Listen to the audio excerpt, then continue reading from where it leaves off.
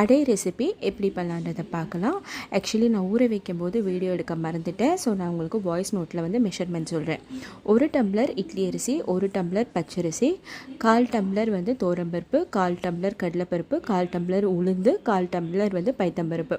So இது எல்லாத்தையுமா சேர்த்துட்டு கூட வந்து ஒரு 10 காஞ்ச மிளகா உங்கள் காரத்துக்கு ஏற்ற மாதிரி சேர்த்துட்டு ஒரு 2 மணி நேரம் ஊற வச்சுக்கோங்க.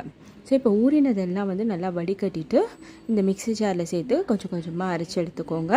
ஃபஸ்ட்டு பேட்ச்சு, இது செகண்ட் பேட்ச்சு. தேவையான அளவு உப்பு, பெருங்காயம் இதெல்லாம் சேர்த்து கொஞ்சம் தண்ணி விட்டு இதை நல்லா வந்து கெட்டியாக அரைச்சிக்கோங்க. உங்களுக்கு எந்த அளவுக்கு வேணுமோ அந்த மாவை கொஞ்சமாக எடுத்துகிட்டு கொஞ்சமாக கருவேப்பிலை போட்டுட்டு நம்ம ரெகுலராக வந்து அடை வாக்க ஆரம்பிச்சிடலாம். இது மெலிசாவும் வாக்கலாம், திக்காகவும் வாக்கலாம். ரொம்ப டேஸ்ட்டாக இருக்குங்க. ட்ரை பண்ணி பாருங்கள். இதோட டீட்டெயில் மெஷர்மெண்ட்ஸ் வந்து நான் வந்து டிஸ்கிரிப்ஷனில் கொடுக்குறேன், செக் பண்ணி பாருங்கள். இதுக்கு அட்டகாசமான ஒரு காம்பினேஷன்னா மிளகாப்புளி, வெல்லம், இந்த மாதிரி வெங்காய சட்னி, தேங்காய் சட்னி இது கூட வச்சு